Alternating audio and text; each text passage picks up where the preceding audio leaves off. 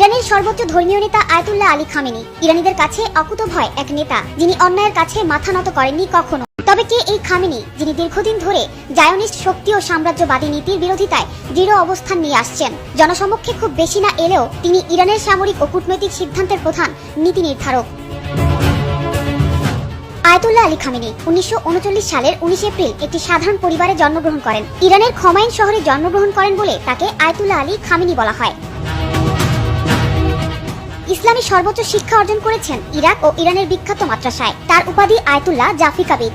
বলা হয়ে থাকে তিনি নবী সাল্লাল্লাহু আলাইহি ওয়াসাল্লামের 38তম বংশধর। ইমাম হুসাইন রাদিয়াল্লাহু তাআলা আনহু এর ছেলে ইমাম জয়নাল আবেদিনের বংশধর। মাথায় কালো পাগড়ি তার চিহ্ন বহন করে।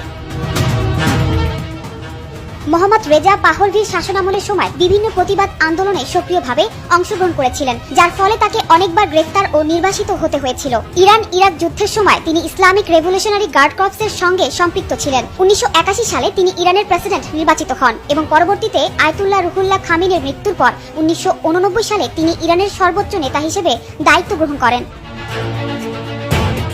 তিনি দেশের ধর্মীয়, রাজনৈতিক, সামরিক ও সব দিকেই সর্বোচ্চ ক্ষমতা ধারণ করেন। ইরানের Islamic revolutionary guard corps IRGC এবং কুদস ফোর্সের নিয়ন্ত্রণ তার হাতে থাকায় তিনি আঞ্চলিক স্তরে শক্তিশালী প্রভাব ধরে রাখার চেষ্টাও করে থাকেন। এদিকে লেবানন, ইয়েমেন এবং অন্যান্য প্রক্সি সংগঠনের মাধ্যমে মধ্যপ্রাচ্যে ইরানের সক্ষমতা ধরে রাখতে গুরুত্বপূর্ণ ভূমিকা পালন করেন তিনি।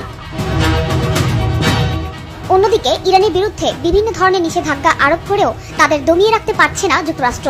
সম্প্রতি খামেনিকে উদ্দেশ্য করে হত্যার হুমকি দিয়েছেন ডোনাল্ড ট্রাম্প ও নেতানিয়াহু। তবে ট্রাম্পের এই হুমকিতে ভয় পাননি খামেনি। তিনি স্পষ্ট করে বলেছেন, ইরান কখনো জায়োনিস্টদের সঙ্গে আপোষ করবে না। এক্সে তার অফিসিয়াল প্রোফাইল থেকে প্রকাশিত এক পোস্টে জানানো হয়, জায়োনিস্টদের প্রতি কোনো সহানুভূতি নেই। যখন বহু মুসলিম রাষ্ট্রপ্রধান ইহুদি শক্তির ভয়ে নীরবতা অবলম্বন করছেন, ঠিক তখনই 86 বছর বয়সী আয়াতুল্লাহ আল খামেনি নির্ভীকভাবে মাথা উঁচু করে একাই লড়ে যাচ্ছেন অত্যাচারী শক্তির বিরুদ্ধে।